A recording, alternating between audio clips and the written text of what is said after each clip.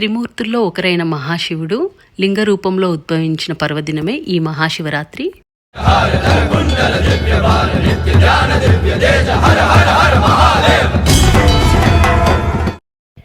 ఈరోజు శివుడి అనుగ్రహం కోసం భక్తులు ఉపవాసాలు, రుద్రాభిషేకాలు, జాగరణలు చేస్తారు.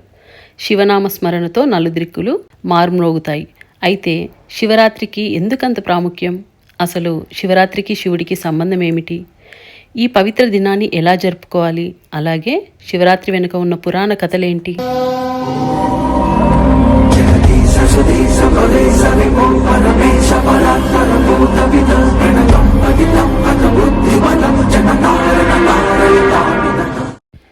శివుడి ఆజ్ఞ లేనిదే చీమైనా కుట్టదనే విషయం అందరికీ తెలిసిందే. ప్రకృతిలో